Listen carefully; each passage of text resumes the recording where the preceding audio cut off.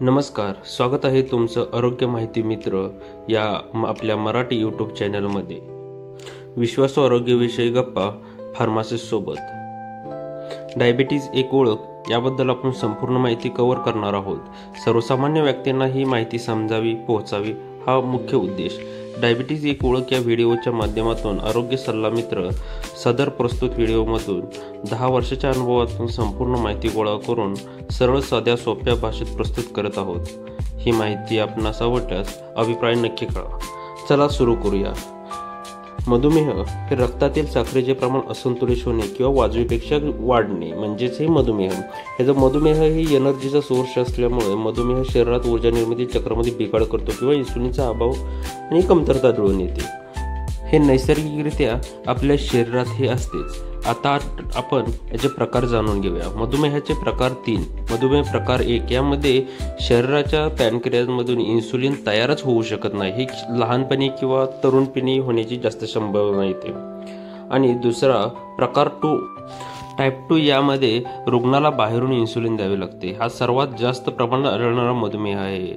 यामध्ये जीवनशैलीतील बदल, आहार आणि औषधं यामुळे नियंत्रण ठेवता येते.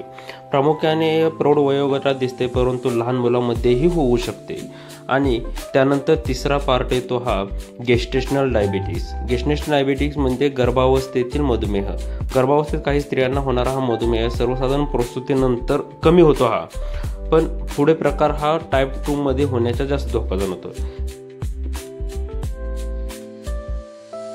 जाणून घेऊया लक्षणे. यामध्ये जास्त भूक लागणे, वाजवीपेक्षा जास्त भूक लागणे, कोणतेही प्रयत्न न करता वजन कमी होणे हे एक अत्यंत धोकादायक गोष्ट आहे की यामध्ये आपलं वजन अचानक कमी होतं. त्याचबरोबर जास्तीची तहान लागणे, घसा नेहमी कोरडा पडणे, सारखी लघवी लागणे ते ह्यामध्ये लक्षण येतात. तिसरा म्हणजे पाय सुन्न पडणे किंवा त्याला मुंग्या येणे, जखम झाल्यास ती बरी न होणे कारण न्यूरोपॅथी म्हणतात. चष्म्याचा नंबर सतत बदलणे, नजर अस्पष्ट होणे हे एक शुगरचं लक्षण आहे. डायबिटीजचे मुख्य लक्षण आहेत की तहान जास्त लागणे, जखम लवकर बरी न होणे, थकवा जाणवणे, त्याचबरोबर आपणाला दृष्टी कमजोर होणे, लघवीला जास्त लागणे, अचानक वजन कमी होणे हे संभावना होऊ शकतात.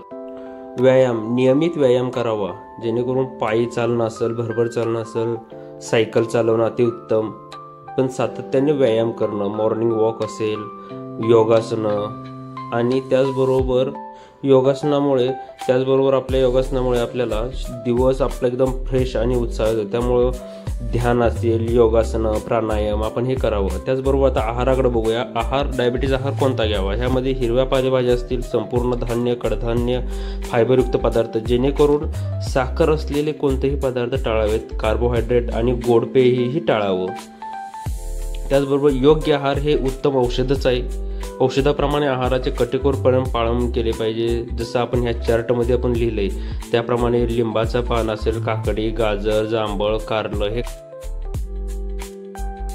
शुगर टेस्ट ही घरी किंवा लॅबमध्ये केली जाते. त्यामध्ये प्रामुख्याने नॉर्मल, प्री डायबेटिक, डायबेटिक असं 3 भाग असतात.